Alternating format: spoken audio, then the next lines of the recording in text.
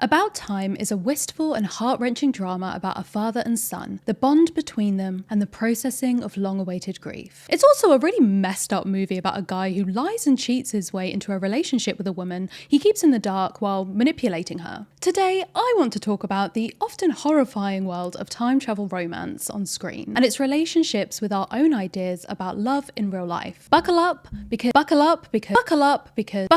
it's going to be a wild ride. I'm using the phrase time travel romance as a catch-all here, but these types of movies and shows encompass a bunch of micro-genres and outlier examples. They run the spectrum from comedy to romance and the rom-com sweet spot in between. You have the time loop model, where one or more people is stuck repeating one day over and over again in an endless loop. Think Groundhog Day. We also have the use of time travel as we more traditionally know it, where someone travels back and or forward during their lifetime, either at will or at random, like About Time or The Time Traveler's Wife. Of course, there's also the historical time travel, where someone will be thrown into a time that isn't their own, like Outlander or Kate and Leopold. And finally, there are the movies that don't technically have time travel in the science fiction way that we might think about, but where a character is functionally experiencing the same effect in their own perception of reality, a prime example of this being 50 First Dates. Time travel as an element of romantic plots wasn't birthed into existence in 1993 with the release of Groundhog Day. In fact, romance novels are a likely originator of this concept in the wider public sphere,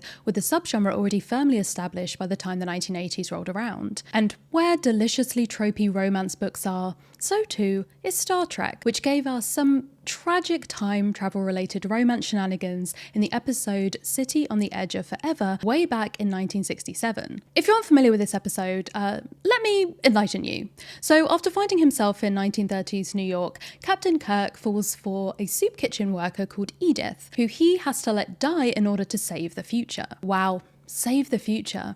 That sounds pretty intense. How could one woman change the future so much? Well, if she didn't die, then she would go on to form an anti-war movement in the 1930s, which would delay America's entry into World War II, leading to Hitler developing the atomic bomb and taking over the world. Kirk had to let his love die in order to defeat Hitler.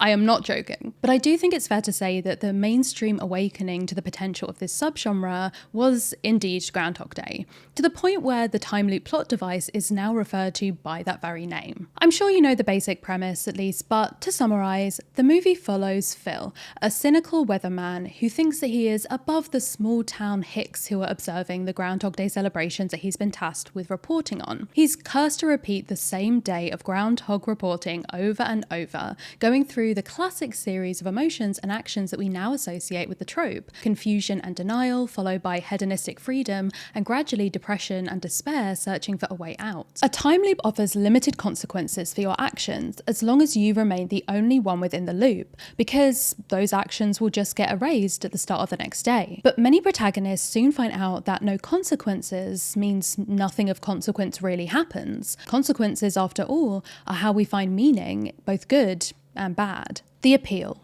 Before we get into what you're really here for, me explaining why I can't help but view the nice Bill Nighy and Domhnall Gleeson movie as a secret horror film, I think it's useful to talk about the appeal of this genre. Because even though I do obviously love to tear things down, I also think it's important to show multiple points of view, and the fact that this genre doesn't just spring out of nowhere for no reason to be horrifying to me. There are in fact reasons why people do enjoy it. I guess it goes without saying that in general, plots involving time travel are going to give the opportunity for a high concept premise. That is, a concept that you can grasp in a sentence or two, a punchy tagline that makes it easy to understand what you're about to see. Man is cursed to repeat the same day over and over, or woman can travel back in time but only within the last 24 hours. That in itself has market appeal within a tangle of new releases. When you add romance to the concept of time travel, then there's this clear connection to the idea of a kind of fated love, the idea of soulmates that can transcend time. How magical is it to have to travel 100 years into the past to find the one that's right for you? Across the bounds of space and time,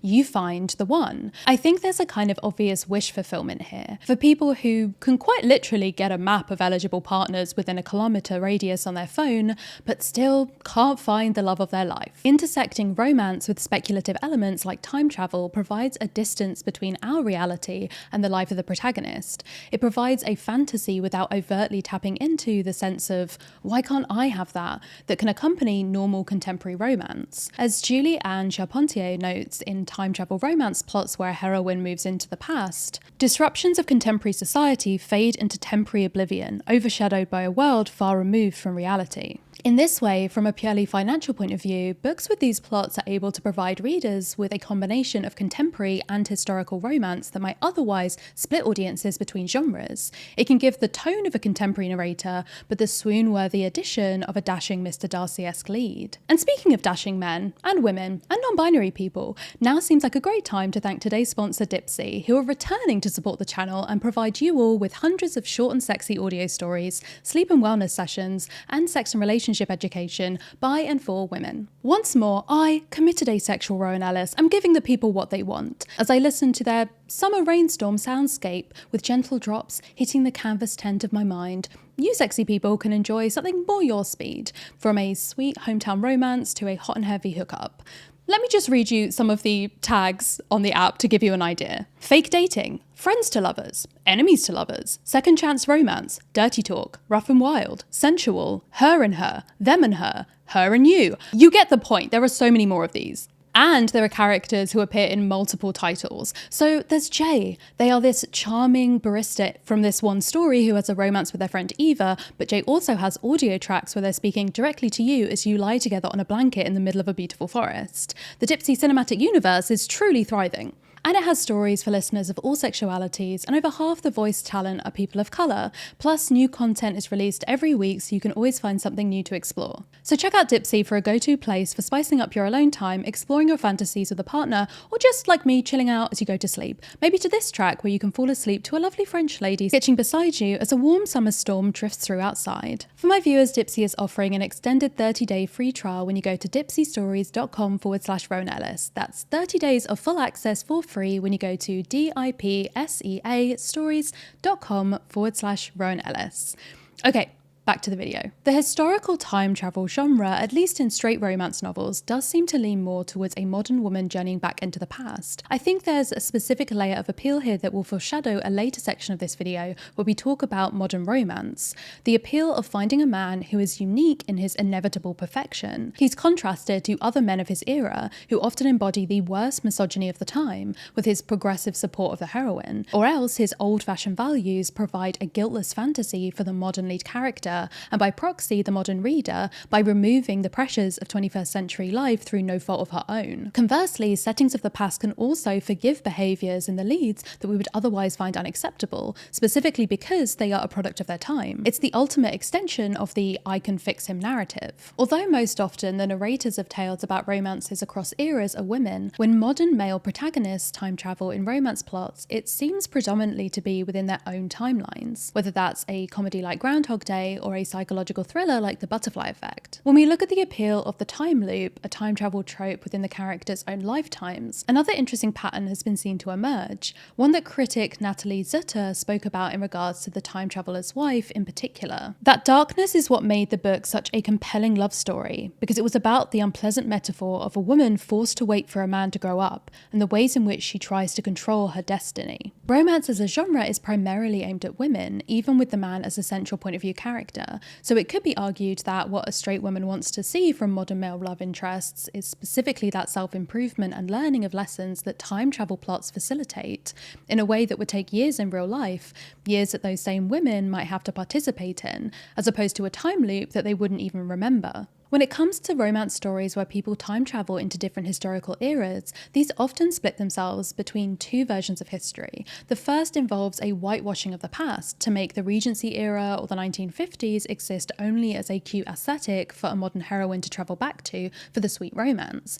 The violent colonialism, segregation, and other such atrocities don't really reach the story. Or option two, the story does engage in some way, but makes the love interest the one good man, the single dude amongst all these sexist villains who doesn't want to assault her, or at least learns not to want to at some point in the story, and that really is true love. Don't get me wrong, there will be stories that explore this genre really well, especially books with more time and space to get into these issues. And I'm fully aware that romance is often an escapist genre and that people are going to enjoy what they're going to enjoy. But I think where it gets messy for me is how much these stories reflect issues with our modern conceptions of romance and how they might have the power to reinforce these issues if we aren't aware of them. Romance is a genre which I think doesn't get the mainstream discussion it deserves for how much it can tell us about people's desires, fears, and wider social trends.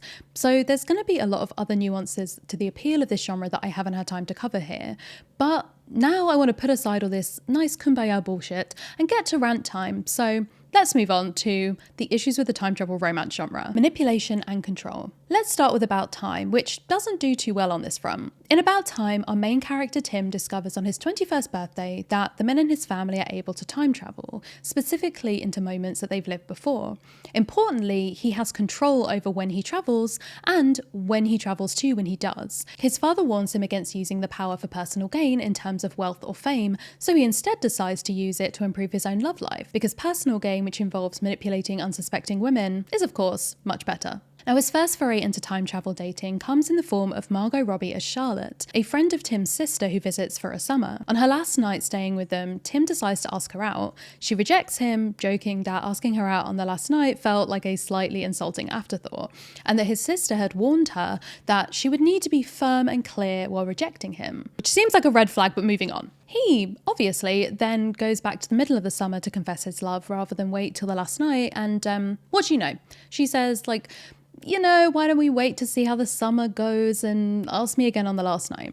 She says it in this way that really makes it seem like she's doing that thing that women often have to do when they reject men, this gentle, not trying to provoke him kind of way. Like, she knows she's stuck in this house where he can just let himself in and sit on her bed with her. So if he asks on the last day, then there won't be time, which is what she knows, for him to get weird about it. She can just leave. Now, at this point in the movie, with Tim realizing that just manipulating time won't make someone like you, this could have been the end of it, like lesson learned. But no. Instead, the lesson seems to be, you can't just manipulate time to make someone like you. You have to manipulate more than that to get the job done. It's at this point in the movie where we meet chronic time traveler's girlfriend/wife, Rachel McAdams, aka Mary. They go for a literal blind date in a pitch black restaurant and she gives him her number. However, in doing some time traveling to help a friend, he ends up never having met her. So he uses information that she gave him on their date that never was to find her at an exhibition like a week or two later and finds out that she is now dating someone else. Opportunity missed, right?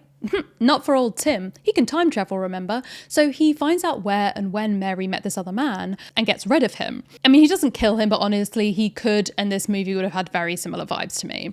He gets Mary to leave with him before the new boyfriend even arrives, so she basically never gets a chance to even meet him. There's really no conception of what would be best for Mary, whether this other guy was better suited, what she would think about this very blatant manipulation of her life. Unimportant. You aren't with the woman that you decide is the one after one date. You don't have to change her mind using personality or wits. You can just manipulate her life so that she doesn't have the choice of even meeting her current boyfriend. To rub salt into this time wound, Tim does get this freedom of choice for himself, like literally on screen. He bumps into Charlotte again while fully dating Mary, gets Charlotte's number, goes on a date with her, and then gets all the way to her inviting him into her room to have sex before realizing, wait, I'm in love with Mary. Like this parallel scenario where he is allowed to choose and she isn't. So, now Tim has made the big decision. They can get married and have a daughter called Posey. So much stuff happens in their relationship that I've just glossed over, but don't worry. We'll be doing a Tim and coming back to them in later sections. But just these initial elements, I think, are a clear indication of how manipulation and control are key aspects to About Time, and in fact, a lot of these time travel romances. Imagine going on a bunch of dates with a new partner. There's a smoothness to it that seems otherworldly, a seeming serendipity in your shared interests. They're saying all the right things. It seems utterly effortless. And all these elements make you feel like this is a kind of fairy tale love that they talk about in stories. And then you find out it only went smoothly because it was rehearsed with you as a prop over and over again. They don't really share your interests, but are parroting back your own shared excitement to make you feel more at ease and trusting. That the effortlessness has in fact been a concerted effort behind your back to manipulate you into feeling this way. Is it just me that would find that a little bit fucked? And that's before we talk about how the whole concept of consent gets real messy when sex, relationships, and time travel plots intersect. But okay, let's do a little recap of our friend consent. into teacher mode. Consent must be freely and enthusiastically given by someone with full knowledge of what they are agreeing to. As Rowan Ellis says in her book Here and Queer, A Queer Girl's Guide to Life, true consent is all about being in a situation that is informed, everyone knows what's being agreed to, freely given, everyone can just as easily say no as they can yes, enthusiastic, everyone is fully on board with what is being consented to rather than just giving in or being worn down, reversible, so everyone feels able to change their mind or withdraw consent at any time, and aware, everyone is aware of themselves and their surroundings, including being conscious and sober. I think we can already see how a bunch of these might pose a problem when applied to some of these movie plots. Time travelling to get a girl is the science fiction endpoint of no means persuade me kind of bullshit. In Groundhog Day, Phil has a subplot involving TV producer Rita. During his party loops, he decides for a while to use the loop to try and seduce her, using things he finds out during previous loops to manipulate her, but she repeatedly rejects him because, as she says, he doesn't even really know her. The end of the movie does have them get together, however, as Phil puts aside his attempts at wooing and goes about helping the people of the town, and she falls for the selfless person he seems to have become. The overall plot of man learns to be a better person is pretty much the mold of many movies in various genres, this time with time loop shenanigans thrown in, but the scenes with Rita are often uncomfortable and at worst outright gross. In one particular moment in his hotel room, Phil tries to persuade her into having sex with him. Really, he kind of pressures her into it as she repeatedly rebuffs his advances and tries to stop kissing him. As writer Amar Abdi puts it, taken out of the context of romantic comedy, these scenes play out very differently. They show men stretching the limits of consent in a way that does not look too different from date rape, and similar to most real-life cases, they also go without repercussion. I think probably one of the most talked about examples of the complexities of control and manipulation in time travel romance is The Time Traveler's Wife. The original book and subsequent adaptations follow the relationship between Henry, a man who has uncontrollable powers to time travel within his lifetime, and his titular wife Claire. Henry essentially time travels at random, landing somewhere along his timeline and doing so totally naked, which means that his wife first meets him when she's a child and he is an adult man. The latest adaptation of the book, a new TV series from Stephen Moffat, is overly aware of the potential issues that this type of romance presents. In one scene, a young Claire asks adult Henry why grown-ups like kissing, and he asks her, "Why do you like brushing your toy pony's hair?" And she responds, "It's not brushing, I'm grooming her." This is some very obvious lampshading, sort of hoping that the audience will ignore a problematic element of a plot simply by pointing it out in the script, reassuring them that the writers are totally aware. Don't worry about it, it's fine. They know what they're doing.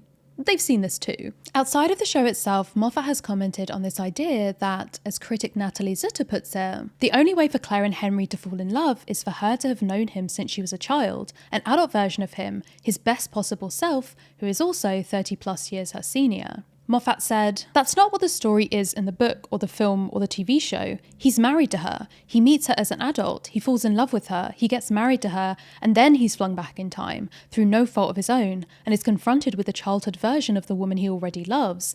Even more so in the TV show version, he absolutely makes it clear that he's just a friend." But that's just the reality from his point of view. From her point of view, she's been visited by this man her entire life. Would this, even inadvertently on his part, mean she was primed to fall for him as an adult? He doesn't get to decide where he's sent in the past, but he could decide whether he engages with her or not, and he chooses to engage over and over again. The Time Traveler's Wife is a drama through and through, and in many ways invites you to ponder the nature of their relationship. However, I couldn't get through this section without mentioning a comedy that does nothing to consider its own internal horror. That is 50 First Dates. As I mentioned before, this is not a typical time travel movie, but is almost a reverse time loop narrative in the lived reality of the love interest, Drew Barrymore's Lucy. Lucy has a form of amnesia after a car accident. She remembers everything up until the night before the accident, but can't form new memories. Every time she sleeps, she effectively resets. At first, her friends and family essentially work to keep this information from her, letting her repeat the day of the accident, except,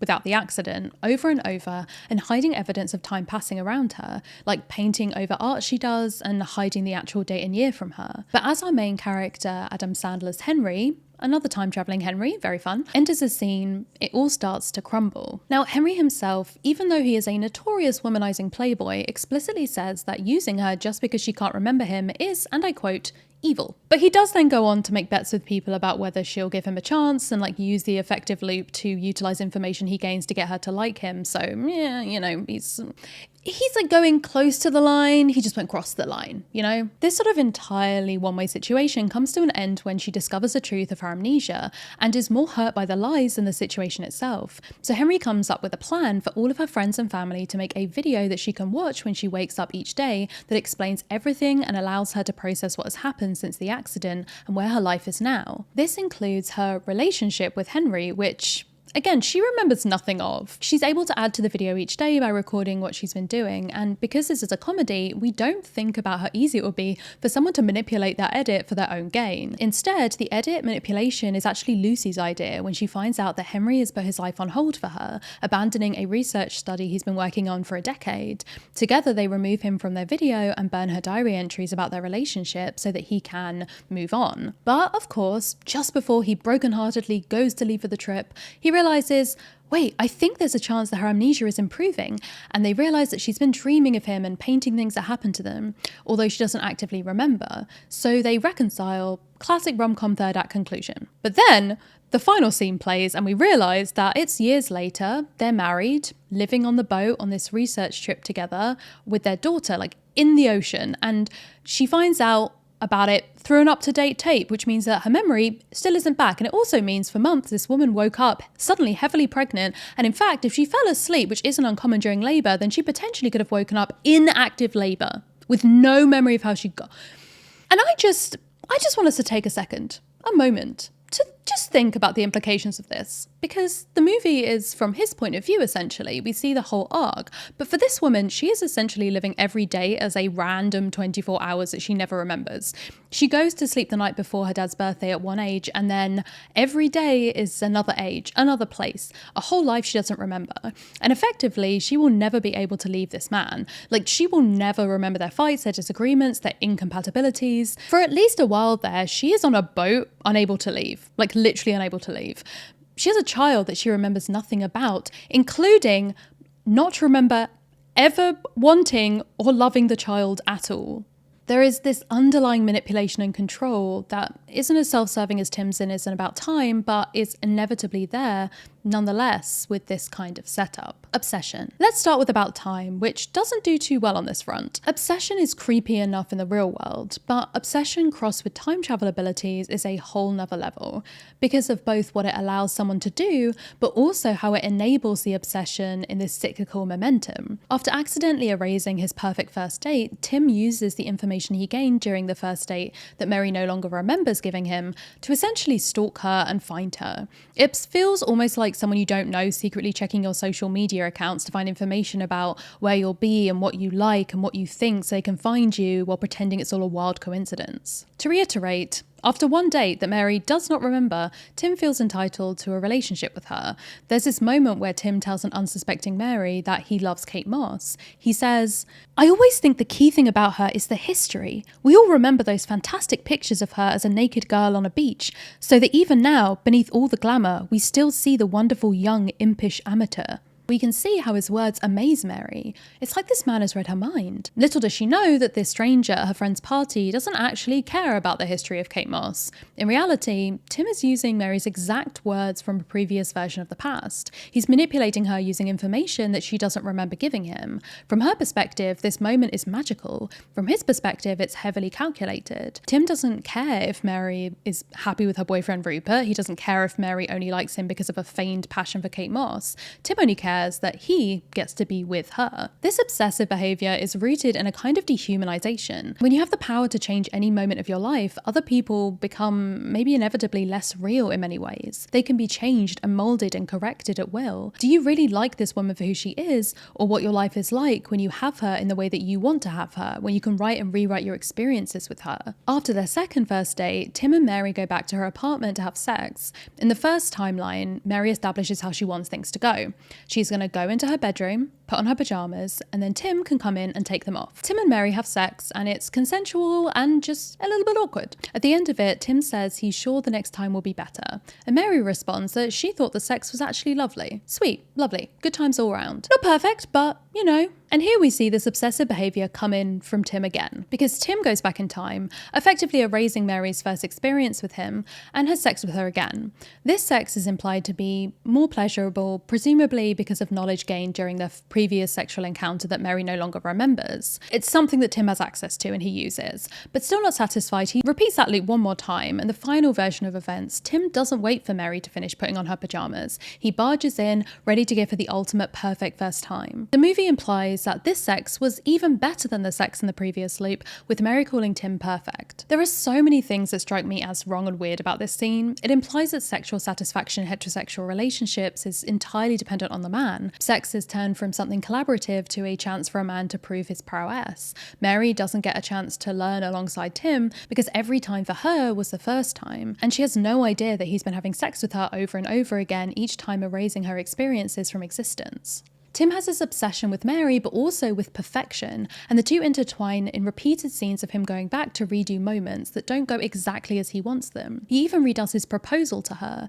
not even with the pretense of making it perfect for her, but so he can get her to pay him enough attention when he wakes her up in the middle of the night to give it the importance that he thinks the moment deserves. I would like to point out, again, this moment is directly after he has gone on a date and almost slept with Charlotte. It gives us this sense that, and I'll go into this in more depth later, romance and love is when everything is seamless. But it isn't real. The messy bits of life are the fun bits. They're the growth, the shared laughter, the stories you want to tell for years. Access to time travel often creates a sense of obsession in the time traveller. They become fixated on their relationship with their partner, and their entire existence revolves around this connection, whether to fix it or continue to experience it for as long as possible. But it can also inadvertently create obsession in those around the traveller too. In The Time Traveller's Wife, Claire claims that older Henry visiting her as a teenager provided unbearable company throughout a very horny adolescence.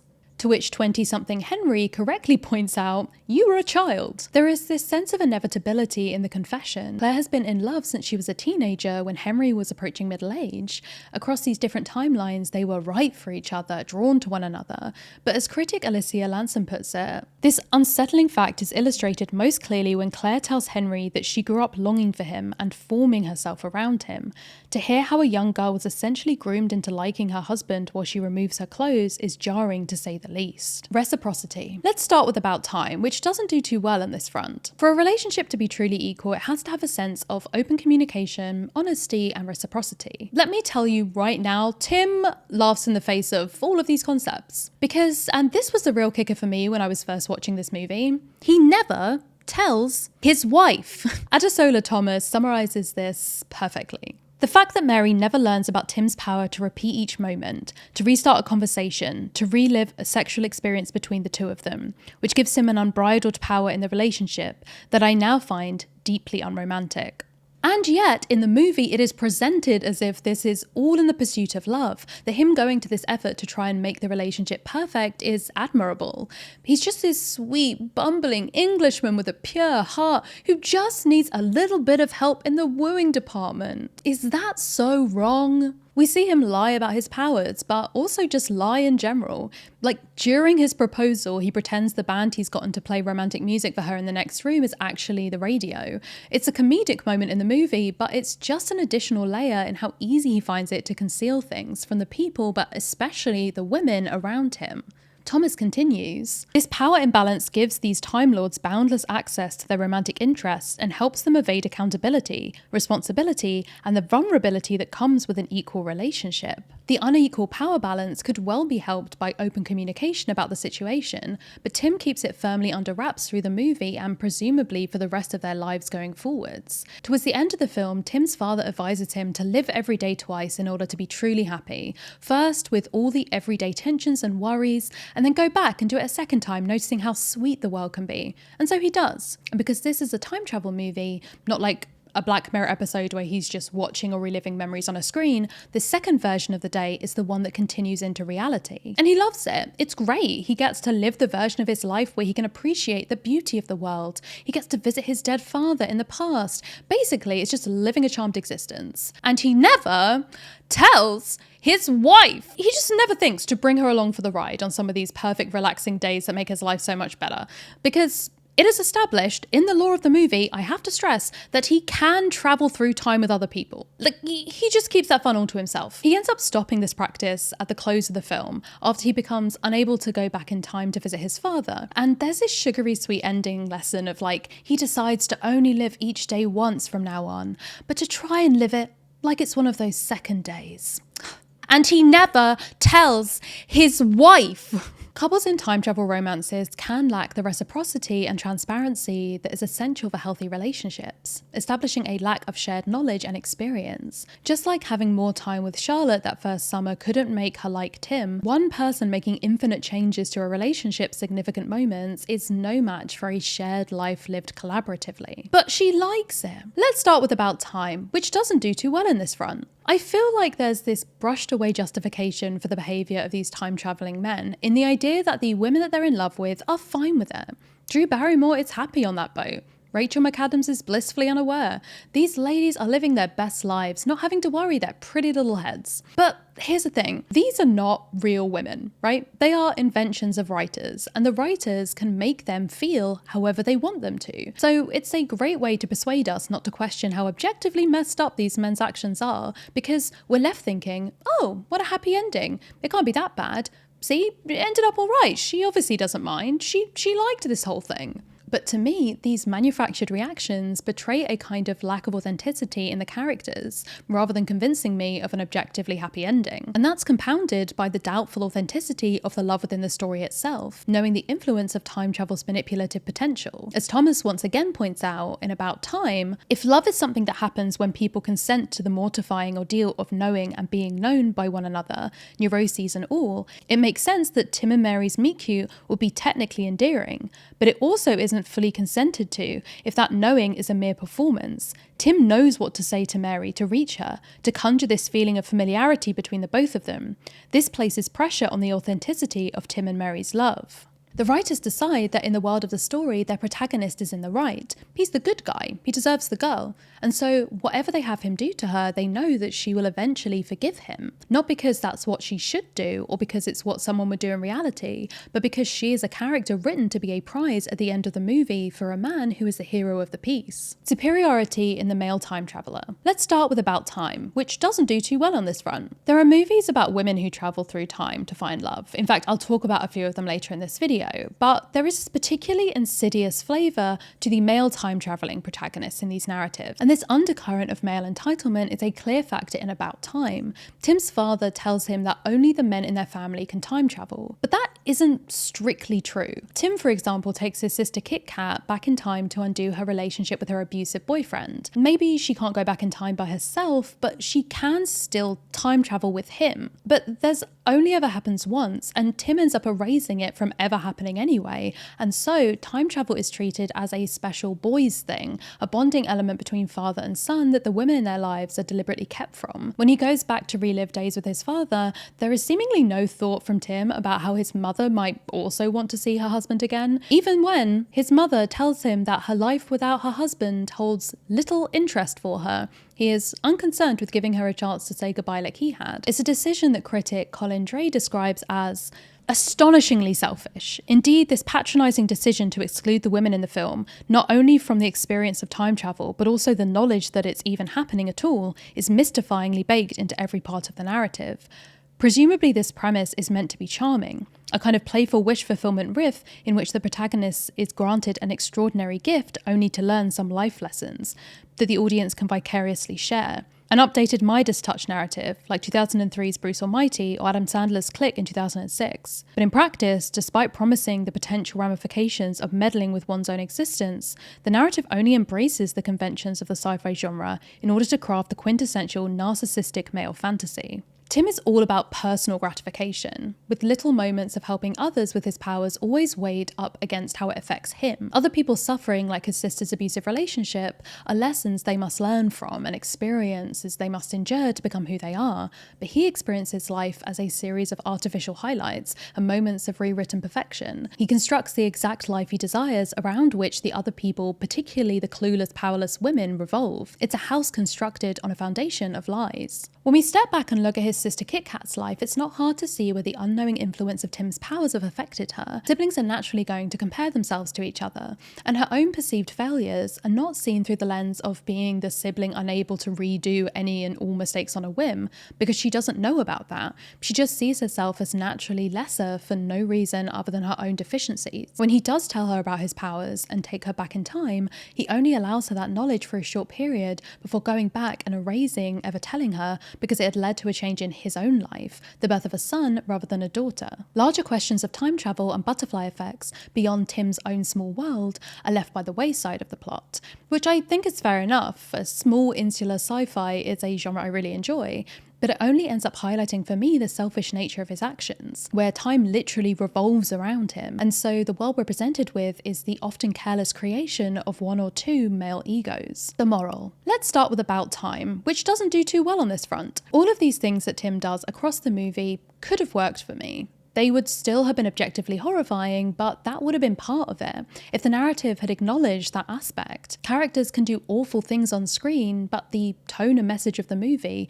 especially in the context of a romantic comedy, often treats them as awful and something to be redeemed from. Think about the schoolboys making bets about taking girls to the prom, who have to learn humility, or the playboy womanizers who need to learn empathy and respect. The messed up actions of these romantic leads are the realm of Acts 1 and 2, and the movie and audience in turn see them as bad actions. But in About Time, this isn't the case at all.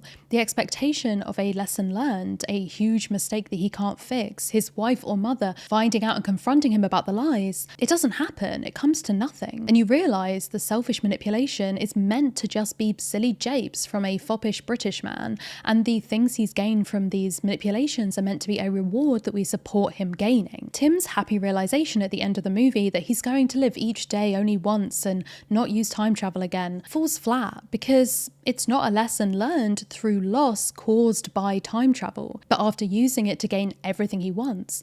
Like, sure man, you keep living your lovely life with your wife and kid and nice job. What a sacrifice, my dude. His loss in the movie is his dad's death, which really has nothing to do with his time travel use in any kind of cause and effect way, like it isn't connected. Instead, the lesson of living each day, making the most of it, is a lesson learnt through thousands of very special practice days, using the people, especially the women around him, their bodies and minds as malleable playthings, and he seemingly has no regrets. As critic Dre points out in Groundhog Day, although we have these scenes of Phil being kind of creepy and using his time loop knowledge for his own hedonistic gain, he is rightly painted as a lecherous prick, but he eventually learns to grow beyond his indulgent narcissism. This is a kind of alternative to the About Time framing, because Groundhog Day doesn't really frame his attempts to get with Andie MacDowell as romantic, but rather as something sort of pathetic at first. It's something that he has to move past. Real-world romance. So what do these elements have in common? Obsession, possessive behaviour, chasing perfection. Well, they're all toxic elements of romantic ideals that are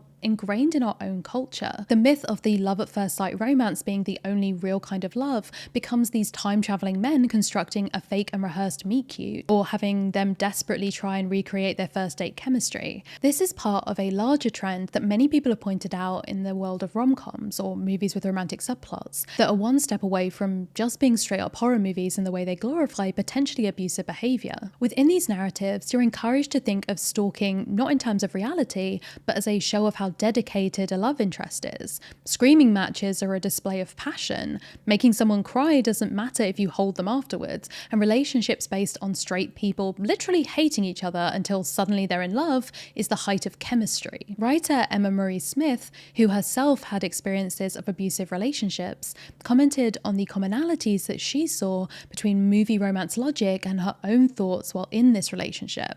Defenders will argue that the audience can differentiate between what they see on screen and what happens in real life, but the trouble is, many of them can't. Granted, some people are more impressionable than others, but I consider myself an educated, self-aware, open-minded feminist. Yet, if I'd watched this movie when I was in an abusive relationship a few years ago, I can tell you the exact effect it would have had on me. I would have said to myself, see, this does happen in other relationships. It just means he has an intense, uncontrollable passion and love for you. You just have to accept this about him. If you stay with him despite his abuse, he'll change eventually.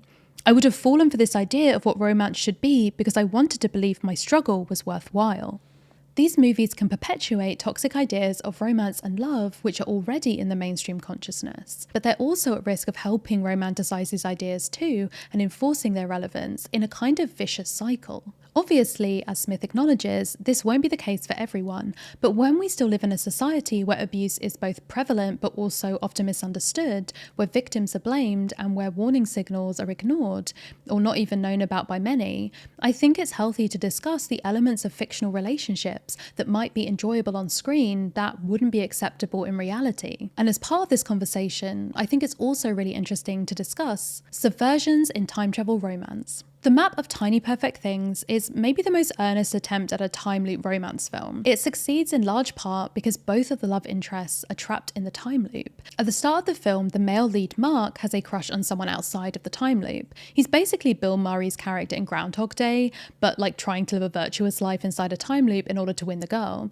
Then he meets Margaret, a girl who's also trapped in the same day as him. Their shared temporal prison puts them on equal footing. Instead of one character gaining knowledge while the love interest remains oblivious, both Mark and Margaret maintain their individual agency. They both get to be fully developed characters within their own separate character arcs. Rather than a leading man and a love interest, Mark and Margaret are co-leads. And as a result, when they develop feelings for each other, it feels more real. There's no hilarious montages of redoing their first kiss or first date with only one of them aware.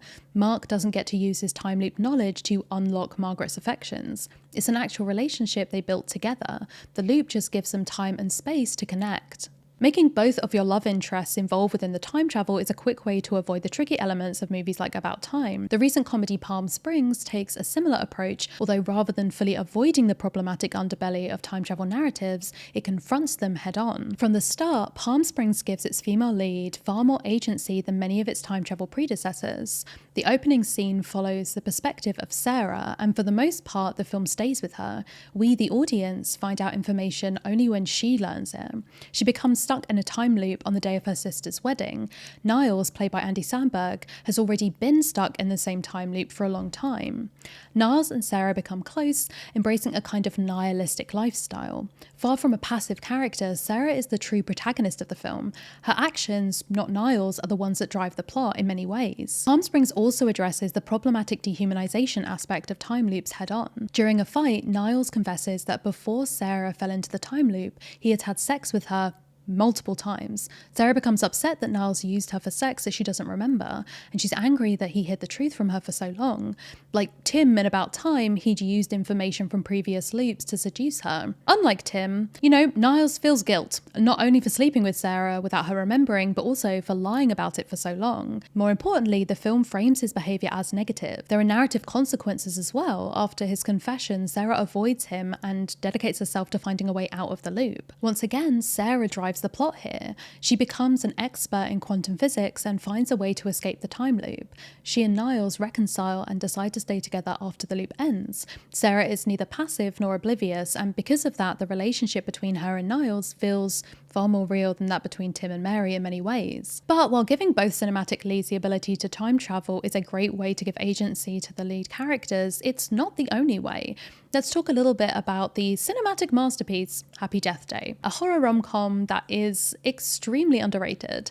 If you haven't seen it, and seriously you should see it, it's about a sorority girl named Tree who finds herself stuck in a time loop that always ends with someone murdering her. The focus of Happy Death Day isn't romance, but over the course of the film, Tree develops a crush on Carter, the cute guy whose dorm she wakes up in at the start of the time loop, and the movie ends with them getting together. Because Carter isn't experiencing the time loop, his memory resets at the start of each day and he never gains the ability to time travel.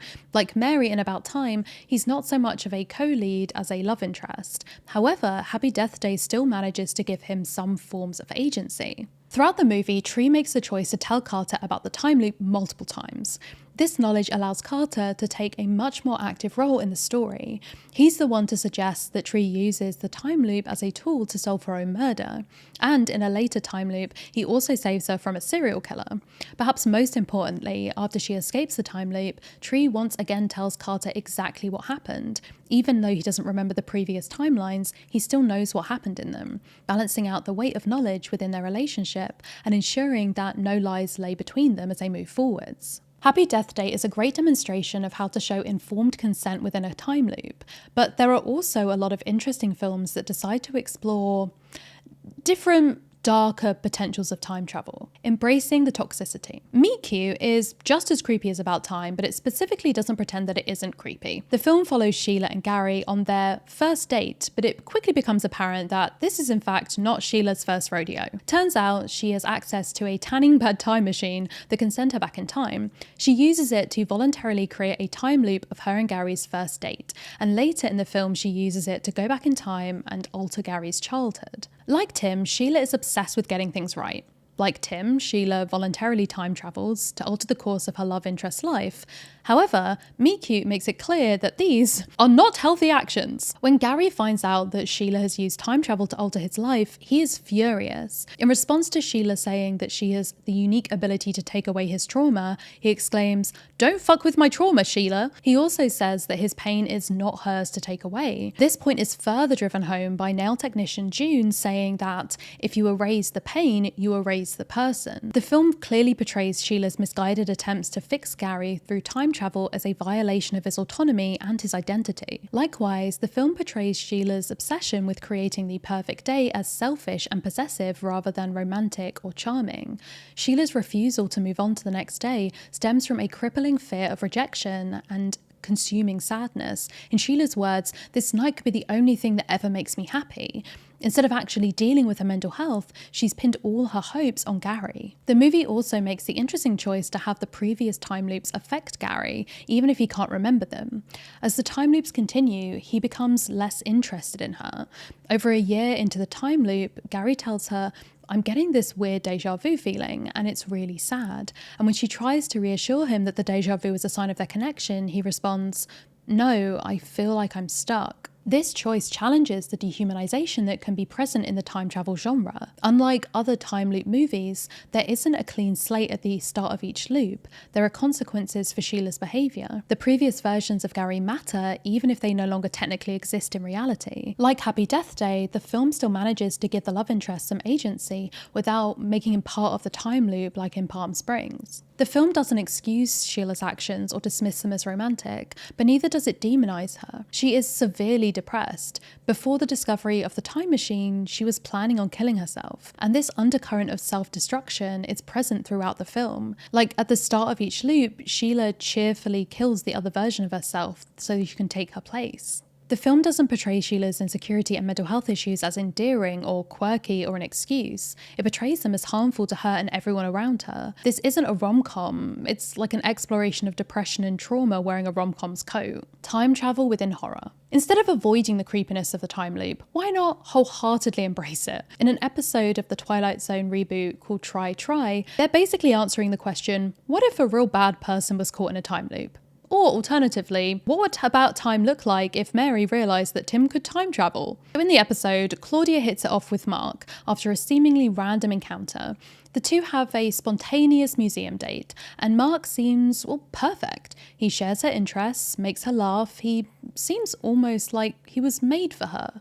And then Mark reveals that he's done this date before. He's in a time loop and he's using the loop to try and make himself the perfect soulmate for Claudia. It's like, okay, you know that YouTube video about the movie Passengers that like everyone has seen? It's really good. It basically explains how the movie Passengers would have been way more interesting and horrifying if it had been from Jennifer Lawrence's point of view. I kind of feel that way about time loop movies. And this episode of the TV show really digs into that idea. In the Screen Rant review of the episode, critic Abdullah Al-Ghamdi points out, The twist of the episode, what makes it work so well, is that it features a time loop from the perspective of someone who demonstrates barely any desire to get out of it.